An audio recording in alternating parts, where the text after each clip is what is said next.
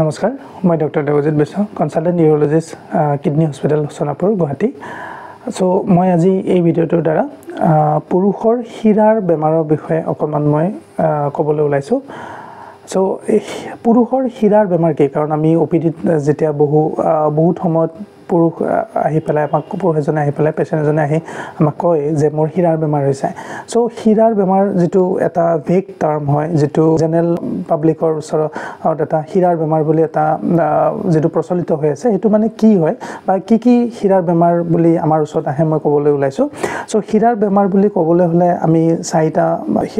বেমাৰৰ কথা আমি ভাবো চাৰিটা অৱস্থা বেমাৰৰ কথা যেনেকৈ এটা হল ভেৰিকোচিল এটাকে মই সকলো হীৰাৰ বেমাৰ এটা ভিডিঅ'ত মই কম কিন্তু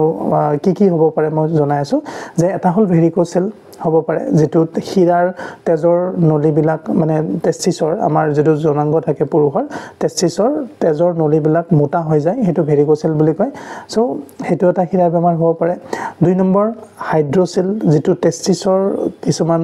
যেবিলাক আৱৰণ থাকে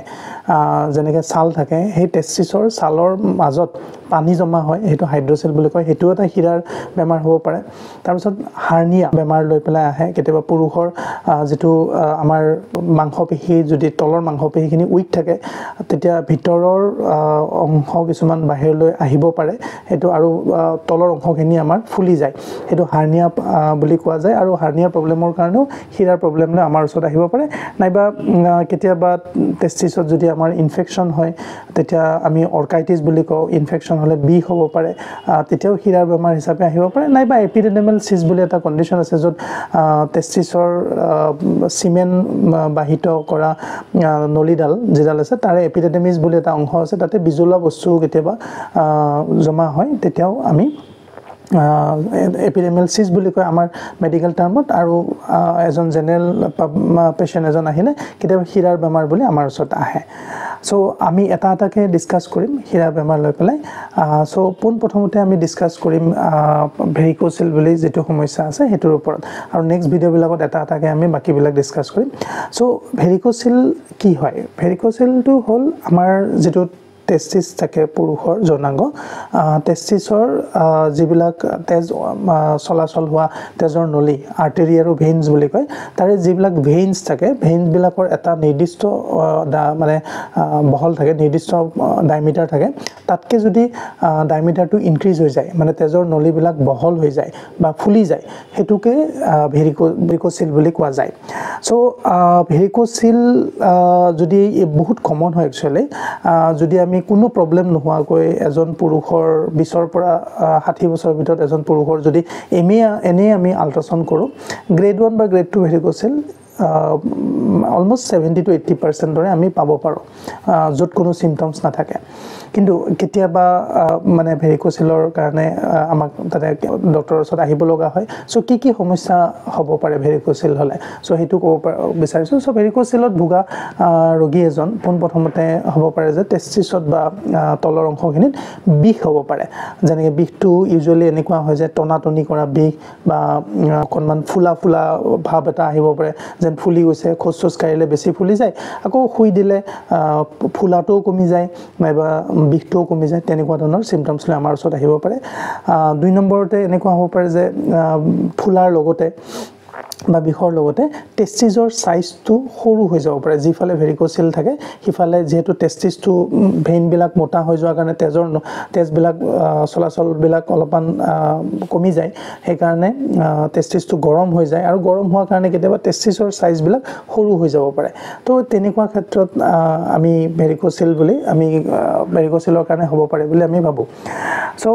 যেতিয়াই তেনেকুৱা ধৰণৰ সিম্পটমস লৈ পেলাই এজন পুৰুষ আমাৰ ওচৰত আহে তেতিয়া আমি প্ৰথমতে আমি এক্সামিন কৰি চাব লাগে এক্সামিনেশনত আমি ইউজুৱেলি আমি দেখা পাও যে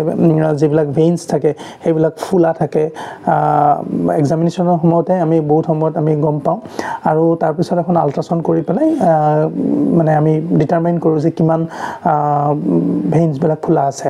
so grade 1 grade 2 grade 3 grade 4 এনেকুৱা ধৰণৰ আমাৰ ষ্টেজ থাকে সো গ্ৰেড 1 আৰু গ্ৰেড 2 ইউজুৱেলি আমি একো কৰিব লাগে নালাগে যদি আল্ট্ৰাসাউন্ড দিয়ে বাট গ্ৰেড 3 আৰু গ্ৰেড 4 যদি লেভেলত ফুলি থাকে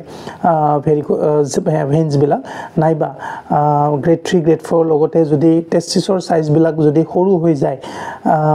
নাইবা আমি এটা সিমেন এনালাইসিসও কেতিয়াবা কৰিব লগা হয় আৰু সিমেন এনালাইসিসত যদি সিমেনৰ যেটো কোৱালিটি থাকে কোৱালিটিটো যদি বেয়াৰ ফালে যায়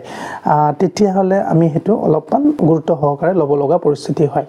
সো ইয়াৰ ট্ৰিটমেন্টটো কি হয় ভেৰিকোচিলৰ সো ভেৰিকোচিল লৈ পেলাই যেতিয়া আমাৰ তাতে আহে গ্ৰেড 1 আৰু গ্ৰেড 2 মই আগতে কৈছো যে এনেকুৱা আমি 80 to 90% মানুহৰ তাতে গ্ৰেড 1 গ্ৰেড 2 লেভেলত আমি পাব পাৰো যিকোনো আল্ট্ৰাসাউন্ড কৰিলে সো যদি একো অসুবিধা নাথাকে পেশেন্টৰ সিমেনৰ এনালাইসিসত যদি শুক্ৰাণুৰ কোনো অসুবিধা নাথাকে নাইবা পেশেন্টৰ যদি কোনো পেইন নাথাকে আৰু যদি ভেৰিকোচিলটো গ্ৰেড 1 বা গ্ৰেড 2 লেভেলত থাকে তেতিয়ালে আমি অবজাৰ্ভ কৰো সাধাৰণ স্ক্ৰটেল সাপোৰ্ট বা